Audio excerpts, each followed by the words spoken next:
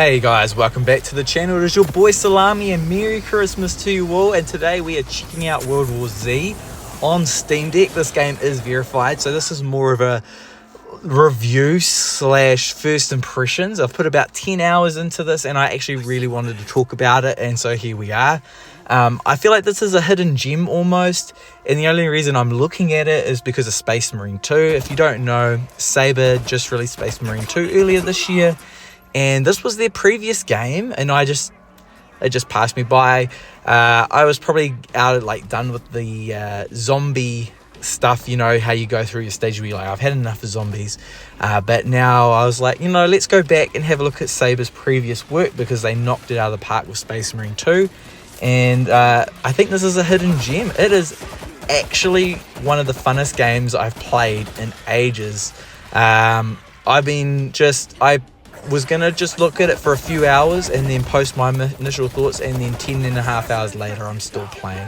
So I just wanted to say this is a great game for Steam Deck over the Christmas break. If you're wanting something a little bit more pick up and put down, you could do a single mission and then move on, or you can keep playing and grind out some gear. This got all the progression loops that you're after. But we'll start with the technical stuff first. Like I said earlier, it is verified, but this game does crash from time to time. So keep that in mind. I ended up changing to Proton Experimental, and I'm finding the crashes are not as frequent. So keep that in mind going forward, that you may end up getting some crashes, but it's not too bad.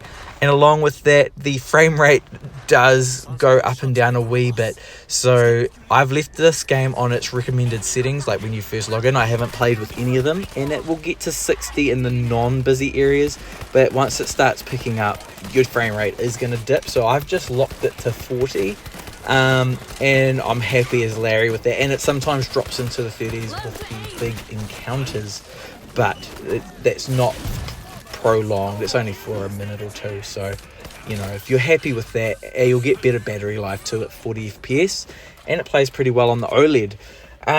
So apart from technical specs, like I say, I just left everything as what it is when it installs. The only other problem is every time you load the game up, it wants to do shaders, which is normally fine on Steam Deck, but I find this game, it takes a really long time, like upwards of an hour to do shader compilation, and I'm not sure why. So I just skip it now and just play, and as you can see, it still runs perfectly fine. It's just, for some bizarre reason, it decides it wants to do shader comp every time you try to load the game. I'm not sure why. So keep that in mind as well. A couple of technical issues, but it is verified and it is playable, as long as you are aware there could be potential crashes. But game-wise, I'll go over the overview. Basically, if you've played Left 4 Dead, you're looking at something very similar here. But it's broken up into chapters, and within each chapter you have about 3 to 4 missions. And each chapter is in a different part of the world, so it's actually kind of nice. And every time you do a different chapter, you get different NPCs slash party members. So you're not playing with the same 4 people the whole time. As you can see, before we were in Japan, now this is the end of one of the Russian missions, where it goes absolutely crazy. Usually at the end of every mission you have a big fight you have to do, but yeah, overview wise, you have chapters and missions within each, and they take about half an hour, 45 minutes depending on the mission, and within that you make your way through a level, and you have small obstacles to deal with, like pushing buttons in the correct order, or transporting the van that was in the previous mission with the Japanese one, or you might have you've got to take a doctor from level to level in the Jerusalem one. So there's lots of different things within each. But primarily you're killing zombies. There's different types of zombies. You've got the standard run-of-the-mill ones. You've got ones that explode. You have ones that have a speakerphone, and they'll call in more zombies, so you really want to take those ones out. You have the big brutes, which will run at you, and so on and so forth. And there's hazardous ones, and they've got hazard suits on, and they'll let out gas and things like that. And how do you combat them? Of course, with weapons. There's a lot of weapons in this game, and they have like a value associated with them. When you look at a weapon, it'll have like 1 bar, 2 bar, 3 bar, 4 bar, and that will be its quality. So you're always looking out for high quality weapons when opening chests and containers throughout the level. And as you use them, they level up in the main menu, and you spend your currency that you get for completing missions to upgrade them and your class that you're playing. Leveling up is quite slow, but it's sped up for me now because over Christmas period they are doing double XP, so now's the time to play if you want to unlock stuff a lot faster. I've just gone with the basic gunner class, and that way I don't have to think too hard about it. Now, this game is a co-op game at its heart, but you can play solo, which is how I've played my whole 10 hours with bots, which is kind of cool. You can play offline with bots. They're not the smartest tools in the shed, I'll be honest. They don't do what you want them to do, aka they don't hop on turrets, or they don't take the initiative. All they will do is shoot and revive you, which is enough.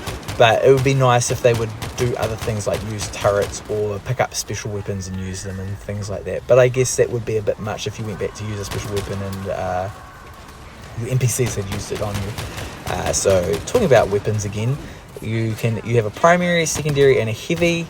And all ammo is shared, so you don't have to worry about different ammo types. And your character class has passive abilities that you unlock, and you can pick from rows. So there's like 7 or 8 rows to pick from as you level up. I think going up to level 25 for your character, and then you can pick one from each row. And then there's like about 3 passives that you get you don't have to pay for on top of that. So that's the basic overlay of World War Z. It's ridiculously fun here at the swarms. Look at them. It's just so much fun chaos. I could see this being really fun with up to 3 other friends. But I'm having a blast just playing solo. So if you're like me and you don't want to play with others, I think you can still have a really good time here. Saber, I think, has done something really good here. I'm really surprised how unheard of this is. Maybe it was just me, maybe I just missed it, but I think I've had more fun with this than I ever did with Left 4 Dead, funnily enough. This they did an update just recently with a new map for Vegas, which is pretty cool. I haven't looked at that yet because I don't have that DLC.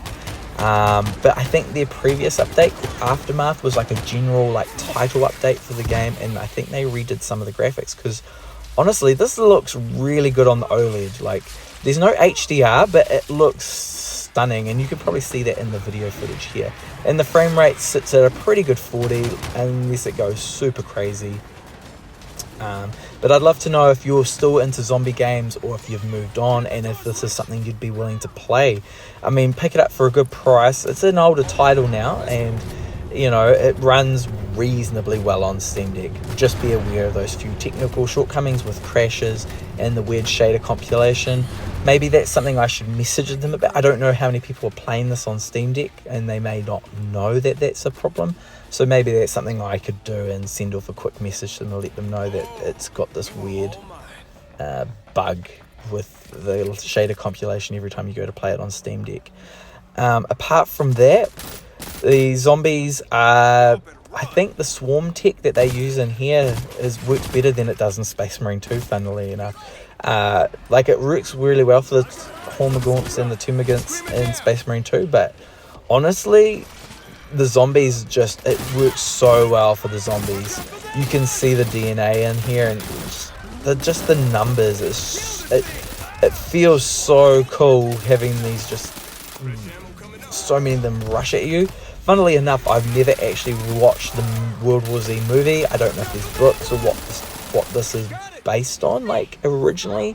I'm only coming at this as a video game, and that is it. So have a great day, guys, and I'll see you later.